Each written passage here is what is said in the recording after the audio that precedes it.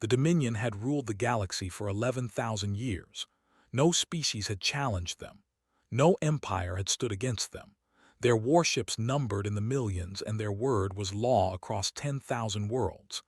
Admiral had served the Dominion for 200 years, and he had never known defeat. He stood on the observation deck of his flagship, the Eternal Mandate, and watched the stars pass by like old friends. His fleet of 40 warships patrolled the neutral zone, a region of empty space where nothing ever happened.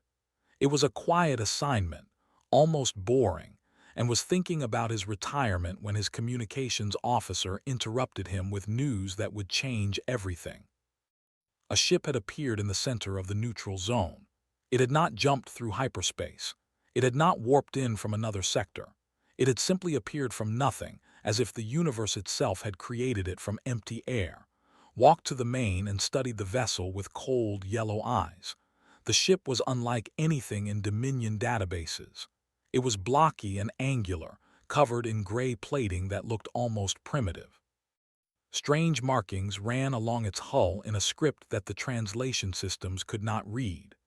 The vessel was small, barely a quarter the size of a Dominion cruiser, and it drifted in space like a lost animal. On board the unknown ship, Captain Cole gripped the armrests of his command chair and tried to understand what had happened. One moment they had been near Saturn, testing a new experimental drive system. The next moment the stars had changed, and they were somewhere else entirely. Somewhere impossible. Was 43 years old, a man who had grown up on a farm in Kansas and worked his way through the Naval Academy on pure determination. He had commanded the USS Valor for 5 years, and he had never seen anything like the ships now surrounding him. There were dozens of them, massive vessels with curved hulls and glowing weapon ports. They were clearly not human. Commander Lisa Warren turned from her station with fear in her eyes but steel in her voice. She reported that they were being hailed on 17 different frequencies, and that none of the signals matched any known Earth protocols. Nodded slowly and told her to keep trying to establish communication. He needed to understand where they were and who these aliens were before he could decide what to do. Chief Engineer called from the engine room with bad news. The experimental drive had burned out during whatever had happened. They had no way to get back home. The drive core was intact but completely drained of power, and estimated it would take months to repair even if they had the right materials, which they did not. Felt the weight of command pressing down on him. 312 people were depending on him. 312 humans who were now stranded in an unknown part of the universe with no way home and alien warships all around them. He pushed his fear aside and focused on the immediate problem. Doctor called from sickbay to report that all crew members were healthy despite the rough transition. Thanked her and turned his attention back to the... After 2 hours of work, the translation systems finally cracked the alien language. The first clear message they received was a demand for immediate surrender. The voice was cold and arrogant, belonging to Admiral of the Dominion. He informed the unknown vessel that they had entered Dominion space without authorization.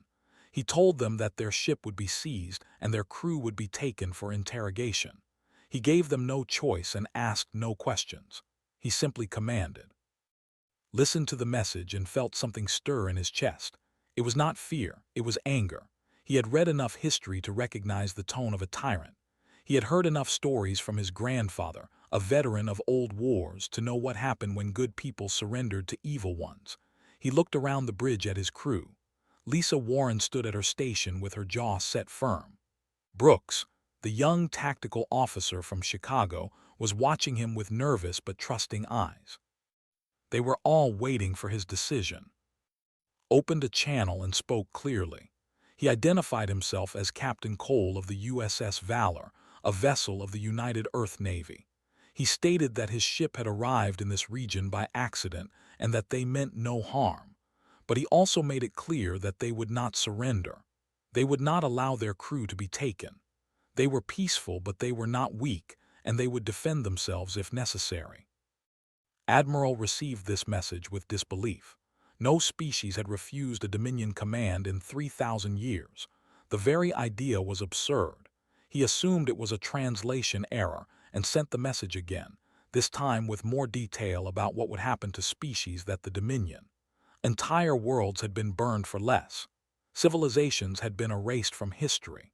The human captain needed to understand that resistance was not just futile but unthinkable. Received the second message, and his anger grew colder and harder. He learned that the Dominion had conquered thousands of species. He learned that they ruled through fear and violence. He learned that billions of beings lived under their boot, slaves in all but name. And he learned that these aliens expected him to simply give up, to hand over his people to whatever fate awaited them. He sent his response with 3 words. He refused again. On the bridge of the Eternal Mandate, Admiral stared at his with something he had never felt before. It took him a moment to recognize the emotion. It was uncertainty.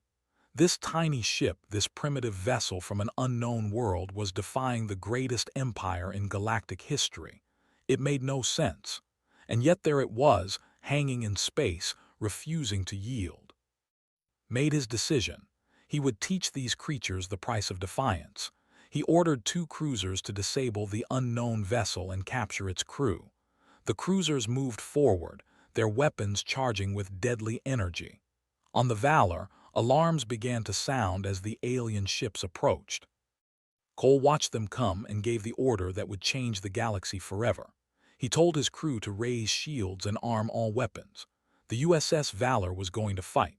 The 2 cruisers moved toward the Valor like predators approaching wounded prey. Each cruiser was 5 times the size of the human ship. Each one carried plasma batteries capable of melting asteroids into slag. Their captains were veterans of 100 conquests, and they expected this battle to last no more than a few minutes. They had destroyed ships far larger than the strange vessel. They had crushed species far more advanced. This would be easy. Lieutenant Brooks sat at the tactical station and watched the enemy ships approach on his screen. His hands were trembling slightly, and he pressed them flat against the console to steady them. He was 26 years old, the son of a firefighter from Chicago, and he had joined the Navy to see the stars. He had never expected to fight aliens. He had never expected to fire weapons at living beings. But here he was, watching death approach, and he knew that the next few minutes would determine whether he lived or died. He took a deep breath and reported the enemy positions to the captain. Cole sat in his command chair with his eyes fixed on them. He could see the cruisers clearly now, their hulls gleaming with an oily purple light. They were beautiful in a terrible way, like sharks circling in dark water. He thought about his crew, about the families waiting for them back on Earth, about all the lives depending on his next decision. He had hoped the aliens would back down. He had hoped they would see that the Valor was willing to fight and decide it was not worth the trouble. But the cruisers kept coming, and their weapons were charging, and hope was running out. The first plasma volley lit up the void like a small sun. 3 bolts of superheated matter streaked toward the Valor and struck its shields with tremendous force. The ship shuddered and sparks flew from damaged consoles. Lisa Warren gripped her station as the deck tilted beneath her feet. She reported that the shields were holding but had dropped to 70%. Another volley like that, and they would be in serious trouble. Made his decision. He ordered to return fire with the main, hesitated for just a moment, his finger hovering over the firing control. Then he pressed the button and the Valor roared with power. They were the pride of Earth engineering. They used electromagnetic force to accelerate tungsten slugs to a fraction of the speed of light. The slugs were small, no larger than a human fist, but they carried enough kinetic energy to punch through mountains. They had been designed to destroy asteroids that threatened Earth. No one had ever used them against a living enemy. The first slug struck the lead cruiser's shields and something unexpected happened. The shields were designed to dissipate energy weapons. They could absorb plasma, redirect particle beams, and shrug off laser fire. But they had never encountered kinetic weapons like this. The tungsten slug barely slowed as it passed through the shields. It struck the cruiser's hull and kept going, tearing through deck after deck, destroying everything in its path. The cruiser's reactor breached, and the ship exploded in a silent flash of light. On the bridge of the Eternal Mandate, Admiral watched in horror as one of his cruisers vanished from existence. The explosion faded and there was nothing left but debris and bodies drifting in the void. He could not understand what had happened. The human ship had fired something, some kind of projectile, and it had destroyed a cruiser in a single shot. It was impossible. It was terrifying. And it was happening again. The second cruiser tried to turn away, but it was too slow. The Valors fired again and again, sending slugs tearing through the enemy ship. Brooks watched his screens as the cruiser came apart piece by piece. He felt sick to his stomach, but he kept firing because the captain had given an order, and because if he stopped, the aliens would kill them all. The second cruiser broke in half and its pieces tumbled away into the darkness. The battle had lasted less than 4 minutes. Doctor stood in sickbay and waited for casualties that never came. The Valor had taken damage, but no one had been seriously hurt. She was a woman in her 50s who had joined the Navy to help people, to heal wounds and save lives. She had never imagined she would be part of a battle. She listened to the reports coming over the intercom and tried to process what had happened. They had killed aliens. Hundreds of them, maybe thousands. Beings with families and dreams and fears just like humans. She did not know how to feel about that.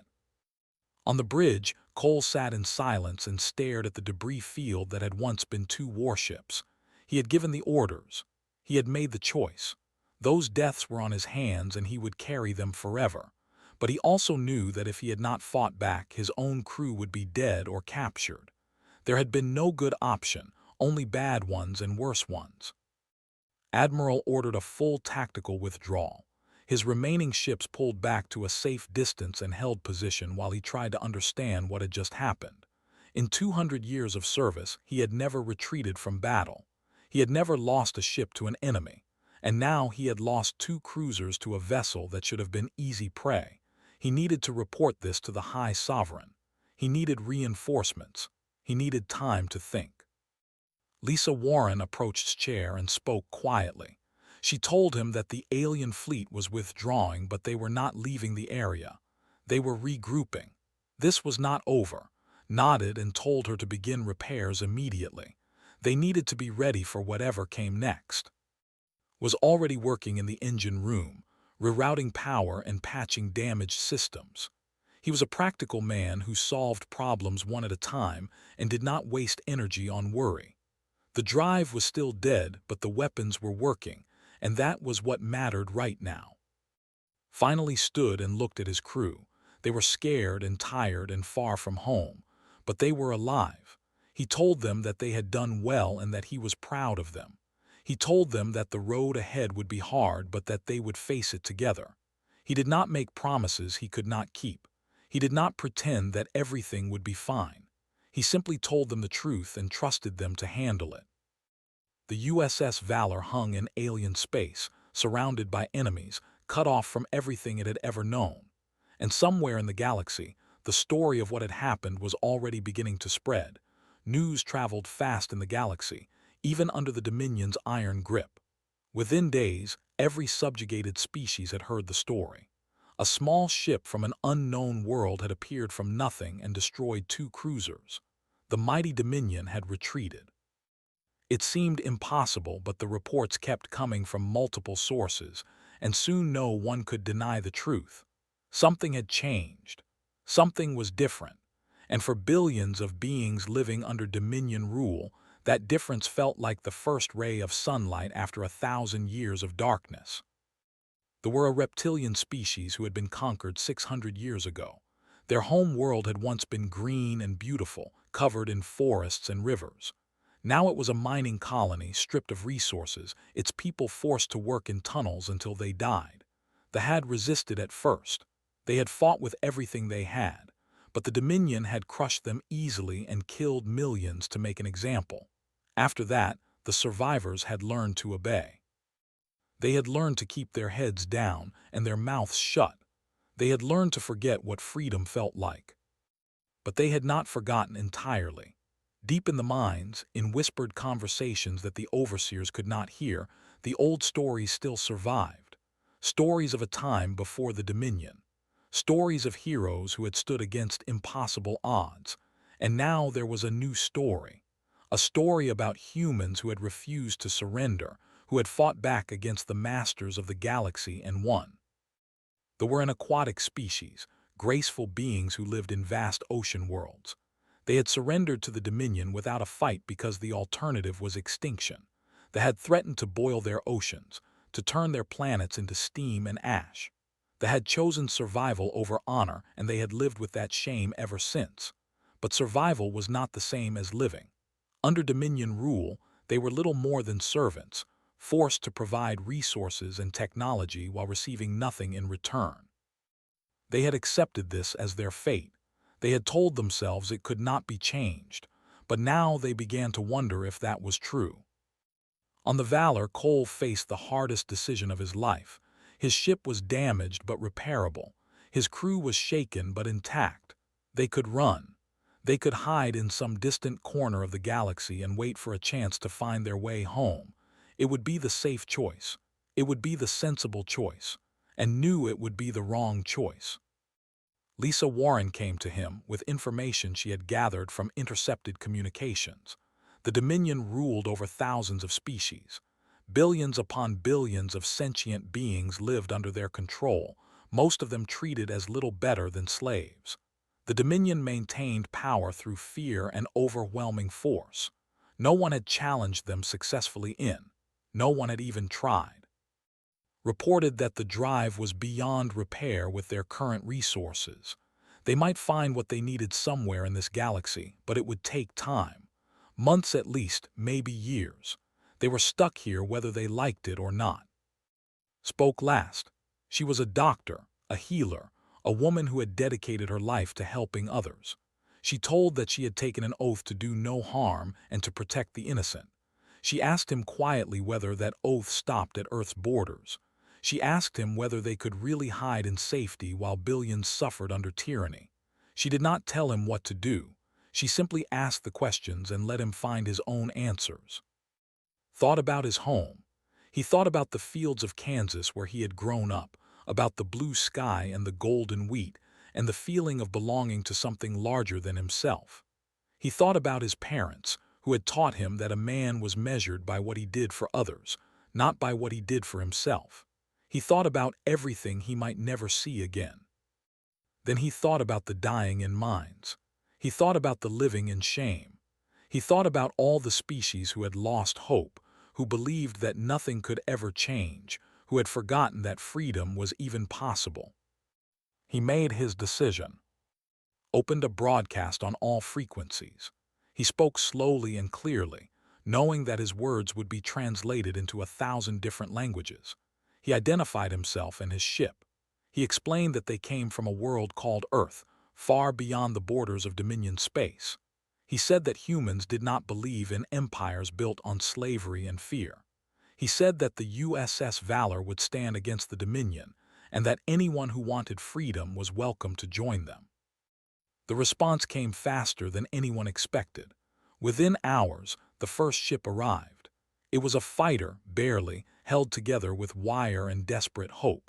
Its pilot was a young female named who had stolen the ship from a scrapyard and flown through Dominion patrols to reach them. She told that she had come to fight. She told him that her people had been waiting for someone to lead them, and now that someone had arrived. More ships followed, transports that had been converted into makeshift warships, trading vessels from species had never heard of, armed with whatever weapons their crews could find.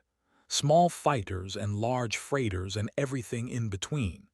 They came from across the galaxy, drawn by the story of a ship that had refused to bow. Brooks found himself teaching alien pilots how to fight. He set up training exercises using what little equipment they had, and discovered that beings from different worlds could work together if they had a common purpose. They were fierce and fearless. They were precise and patient. Each species brought something different, and together they became stronger than any of them alone. Lisa Warren began building a command structure, organizing the chaotic fleet into something that could actually function. Expanded her sickbay to treat dozens of different species, learning alien biology on the fly and saving lives through sheer determination. They called themselves the Coalition of Free Peoples. It was a small name for a small fleet, but it carried a weight that made the Dominion tremble. At the heart of the coalition flew the USS Valor, a ship from a world no one had ever heard of, crewed by beings called humans who did not know how to surrender. High Sovereign sat upon his throne and listened to reports that made his blood run cold. The rebellion was spreading like fire across dry grass. Species that had been obedient for centuries were now rising up. Trade routes were being disrupted. Military outposts were being attacked. And at the center of it all was a single ship from an unknown world, a ship that had somehow become a symbol of hope for every oppressed being in the galaxy. Had ruled the Dominion for 400 years. He had inherited an empire and made it stronger. He had crushed rebellions before, dozens of them, and he had always won. But those rebellions had been small and isolated, easy to contain and destroy. This was different. This rebellion had something the others had lacked. It had a leader who could not be bought or frightened. It had a ship that could defeat Dominion cruisers. It had momentum. The High Sovereign summoned his war council and made a decision that had not been made in 500 years. He ordered the Grand Fleet mobilized. Every warship in the Dominion Armada would be gathered into a single, overwhelming force. 3,000 vessels of war, the largest military assembly in living memory, would descend upon the coalition and wipe it from existence. There would be no negotiation. There would be no mercy. The rebels would be destroyed so completely that no one would ever dare challenge the Dominion again. Admiral was given command of the Grand Fleet. It was a chance to redeem himself after his earlier failure. He accepted the assignment with grim determination and swore that he would not fail again. He spent weeks preparing his forces, gathering intelligence, and studying the enemy. He learned everything he could about the humans and their strange weapons. He developed tactics to counter their and strategies to overwhelm their defenses. When the Grand Fleet finally launched, he was as ready as he could possibly be. On the other side of the galaxy, Cole received reports of the coming storm and knew that everything was about to change. The coalition had grown to nearly 400 ships, a remarkable achievement but still nothing compared to what was coming. They had won skirmishes and raids and small battles. They had freed colonies and disrupted supply lines, but they had never faced the full might of the Dominion military. No one had, not in thousands of years. Lisa Warren presented the numbers with brutal honesty, 3,000 against 400. The enemy ships were larger, more heavily armed and crewed by experienced soldiers. The coalition had courage and determination, but those things only went so far against overwhelming force. She told that they could not win a direct battle. They needed a different approach. Gathered his officers and his allies and they began to plan. They studied maps of the region and searched for any advantage they could find. Brooks suggested the nebula, a vast cloud of gas and dust where sensors would be unreliable and communications difficult. The nebula would neutralize some of the Dominion's advantages and allow the coalition to fight on more equal terms. It was not a perfect solution, but it was the best option they had. Worked around the clock to strengthen the fleet. He shared human engineering knowledge with alien technicians, and they modified weapons and shields using techniques the Dominion had never seen. Every ship in the coalition was improved in some way, made faster or tougher or deadlier. It was still not enough, but it was something. Trained medical teams from every species to work together. She established protocols for treating wounds that crossed biological boundaries. She stockpiled supplies and prepared for casualties on a scale she did not want to imagine. She prayed quietly that her preparations would not be needed, but she knew they would be. The coalition fleet moved to the nebula and began preparing the battlefield. They seeded the gas clouds with mines and sensor decoys. They established hidden positions where ships could wait in ambush. They mapped escape routes and rally points. They did everything they could to turn the nebula into a trap. Spoke to the fleet before the battle. His words were carried to every ship, translated into every language. He did not promise victory. He did not pretend that everything would be fine. He told them the truth. He said that they were facing the greatest military force in galactic history. He said that many of them would not survive the coming battle. He said that the odds were against them and that no one would blame them for being afraid. Then he told them why they were fighting. He spoke of worlds that had been enslaved for. He spoke of children born into bondage who had never known freedom. He spoke of cultures that had been erased and peoples that had been forgotten. He said that the Dominion had ruled through fear for too long, and that fear only worked when people believed they had no choice. The coalition existed because they had chosen to fight back. They had chosen hope over despair. They had chosen to stand together against tyranny. And whatever happened in the battle to come, that choice could never be taken away from them. The young pilot who had been the first to join them responded for the fleet. She said that her people had waited 600 years for this moment. She said that even if they died, they would die free. And she said that the humans had given them something more valuable than weapons or tactics. They had given them the belief that change was possible. The Grand Fleet entered the nebula 3 days later. Admiral commanded from his flagship, confident in his numbers and his preparation. He expected resistance, but he did not expect a serious challenge. The rebels were brave, but they were outmatched. This would be their final stand. Cole watched the enemy fleet on his sensors and felt the weight of history pressing down upon him. Everything had led to this moment. Every choice, every battle, every life saved and lost. The fate of the galaxy would be decided in the next few hours. He gave the order to engage. The Battle of the Nebula began with fire and chaos. The Grand Fleet pushed into the swirling gas clouds expecting easy prey. Instead, they found a nightmare. The nebula's dense gases disrupted their sensors and scattered their communications. Ships that had trained to fight in formation found themselves isolated and confused. And in that confusion, the coalition struck. The first wave of attacks came from hidden positions throughout the nebula. Small fighters darted out of the gas clouds, fired their weapons, and vanished before the Dominion ships could respond. Mines detonated against hulls. Decoys drew fire away from real targets. The Grand Fleet, so overwhelming in open space, found itself fighting shadows.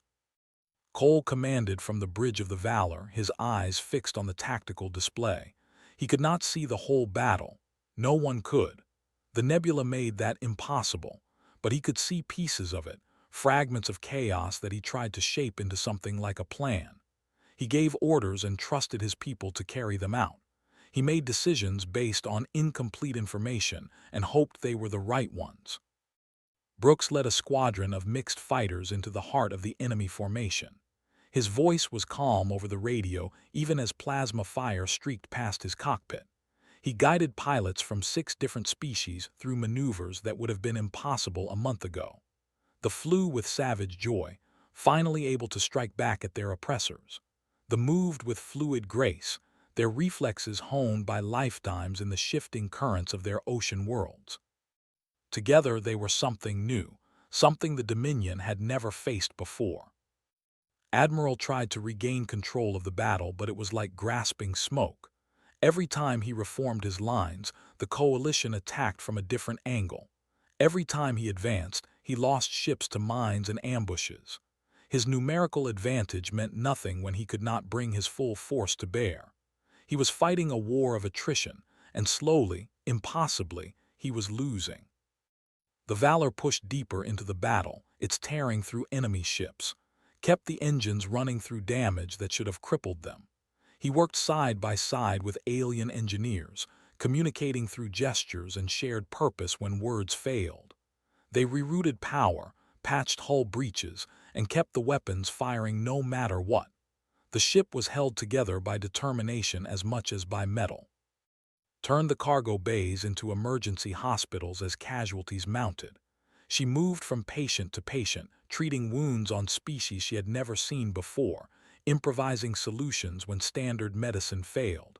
A soldier with burns across half his body, a pilot with internal bleeding, a human engineer who had lost an arm to an explosion. She saved them all, one at a time, refusing to let death win without a fight.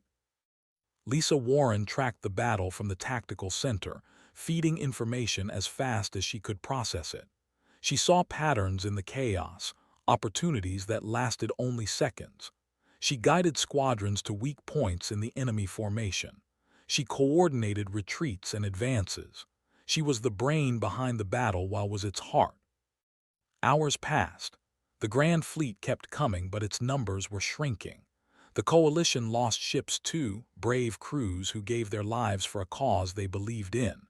The nebula was filled with wreckage and debris, the remains of vessels from both sides drifting in the swirling gas. The battle became a grinding contest of wills, each side pushing until it could push no more. The turning point came when led a desperate attack against the Dominion flagship. Her squadron was outnumbered 10-1, but they had surprise on their side. They emerged from a dense cloud of gas and struck before the flagship's defenses could respond. Its own fighter was destroyed in the assault, but she ejected in time and was picked up by a Coalition transport. The flagship survived, but its communications array was destroyed. Admiral was cut off from his fleet. Without coordination from their commander, the Dominion captains began making their own decisions. Some pressed the attack, others fell back. The formation that had been weakening finally shattered completely. What had been a fleet became a collection of individual ships, each fighting its own separate battle. Saw the opportunity and seized it. He ordered a full assault on the scattered enemy, concentrating Coalition forces against isolated Dominion ships. The battle that had been a slow grind suddenly accelerated. Dominion vessels began surrendering as their crews realized that the impossible was happening. They were losing. The battle lasted 19 hours in total. When it finally ended, the Grand Fleet was broken. Over 2,000 Dominion warships had been destroyed or captured. Admiral's flagship was boarded and he was taken prisoner. The survivors fled in all directions, carrying news of the defeat back to the heart of the Empire. Cole stood on the bridge of his battered ship and looked at the stars through the thinning nebula. The Valor was barely functional. Half its systems were offline and its hull was with plasma burns, but it was still flying. They had won. The victory at the nebula shattered the myth of Dominion invincibility. In the weeks that followed, rebellions erupted across the galaxy. Species that had been conquered rose up against their masters. The Dominion tried to respond, but its forces were scattered and demoralized. High Sovereign fled his throne world as Coalition ships approached and was never seen again. The war continued for another year, but the outcome was never in doubt. The Dominion collapsed piece by piece as its subject species claimed their freedom. The Coalition grew into something larger, a federation of free peoples building a new future together. They remembered who had shown them the way. The USS Valor was eventually enshrined in a memorial above the liberated throne world. It floated in space, surrounded by the ships of a dozen species, a symbol of what could be achieved when different peoples stood together against tyranny. Cole declined all titles and honors. He was tired and he missed his home. He wanted to see Earth again, to walk under a blue sky and feel the sun on his face. The Coalition gave him a small ship crewed by volunteers from across the galaxy. They set out to find a way back to the world had left behind. He wanted to tell humanity what he had found among the stars. He wanted to tell them that they were not alone, that the universe was full of wonders and dangers and friends they had never imagined. He wanted to go home. The journey would take years but did not mind. He had his crew and his purpose and the stars ahead. The galaxy had been changed forever by a ship that appeared from nothing, and now that ship's captain was finally going home. The old balance was gone. A new age had begun. And somewhere in the vast darkness between worlds, the future was waiting to be written. And in the Dominion capital, High Sovereign heard the reports and began to understand that something very dangerous had been born.